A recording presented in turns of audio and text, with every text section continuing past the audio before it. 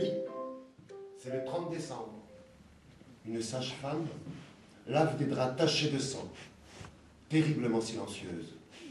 Madame, madame.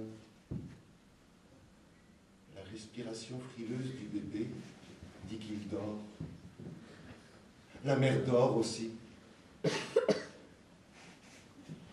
Le bébé n'a pas les yeux à la place des yeux.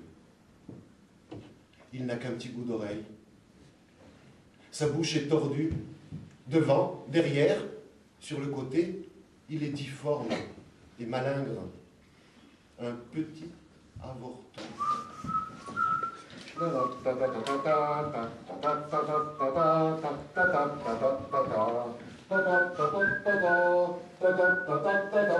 Petit Pierre a 5 ans, en 1914, quand la guerre éclate dans les salons officiels et dans les tranchées. Je cours sur tous les fronts, au nord, au sud, à l'est, à l'ouest. Je ramasse les larmes, les cris, les derniers soupirs. Ah, je cours, matin, midi et soir, parce que la terre tourne, parce que le soleil se lève avec une paire neuve tous les matins, et qu'il se couche dans une mare de sang chaud tous les soirs. Petit Pierre ne sait rien de la guerre. Il dort du sommeil des enfants, protégé par la tendresse de sa grande sœur. Petit Pierre est inscrit à l'école. Et Thérèse le prend par la main, doucement. Leur premier pas sont légers sur la route de terre parce qu'ils sont seuls. À la croisée des chemins, Thérèse se met à parler comme une pie. Elle enchaîne les mots sans les laisser respirer et serre trop fort la petite main qu'elle veut protéger. Celui qui porte des lunettes et épaisses comme des fonds de bouteille. Celui qui louche. Celui qui boite. Celui qui a une bosse dans le dos. Celui qui est trop grand, trop petit. Va comprendre tout, apprendre tout de suite. Pierre veut lire. Mais le tableau l'intéresse plus que les lettres. Les mots tenus en laisse les premiers jours éclatent dans la cour de l'école, dans les corridors, sous le nez de la maîtresse. Tête de vipère! Le mot résonne dans la tête de Thérèse. Tête de vipère! Le mot claque dans le petit bout d'oreille de Petit Pierre.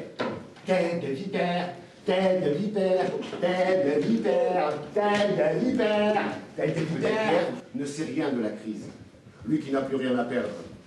Mais il apprend tout des vaches, des champs, des travaux des champs. Il apprend à semer, à sarcler, à récolter, à faucher. Toujours, c'est lui qui trace les sillons les plus droits.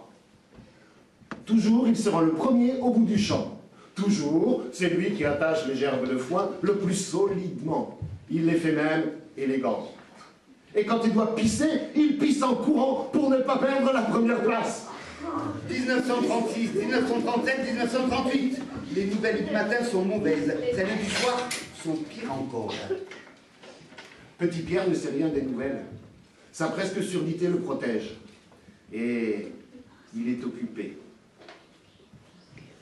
Il ramasse les bouts de bois, rongés par l'humidité, les morceaux de métal, rouillés, jetés, les morceaux de cordes, même les plus courts. Il ramasse les fils de fer, les restes de peinture. Il ramasse les chambraires des vélos qui ne roulent plus, les chaînes de vélo. Il ramasse les pneus des voitures, éventrés par les clous tordus, les clous sans verre. Le fil de fer tremblote. Une grue se met au travail, charge une betterave dans l'avion qui attend. Petit Pierre pédale, l'avion vole, s'arrête au-dessus d'une vache, il actionne une manette et la betterave tombe. Ne suffit pas à couvrir les hauts et les ah chaque fois que le ventre de l'avion s'ouvre. Oh! Ah! chaque fois qu'une betterave tombe. Oh! Ah. Chaque fois qu'une vache l'attrape. Oh! Ah. Oh oh! Ah! Il choisit une planche. Pour faire le pré. Découpe une vache. Qui broute. Lui taille le ventre. Comme une porte. Installe des roues. Qui tourne. Des tuyaux. Qui se vide. Des poulies. Qui actionne le tout comme un merveilleux appareil digestif. La tête se penche, la mâchoire s'ouvre et se ferme, et l'herbe se transforme en lait.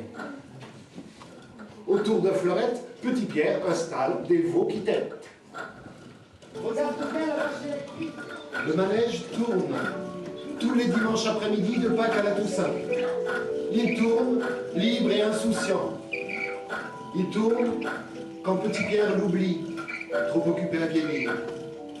Il tourne comme des petites vers larvées, civiles, redoutables, éclatent dans tous les coins de la terre. Au Vietnam, au Cambodge, en Yougoslavie, en Algérie, en Irak. Il tourne quand les hommes marchent sur la lune. Il tourne quand on détruit le mur de Berlin dans des cris de joie. Il tourne quand les Noirs ont le droit de marcher dans les rues des Blancs en Afrique du Sud. Il tourne, fragile, quand Petit Pierre meurt.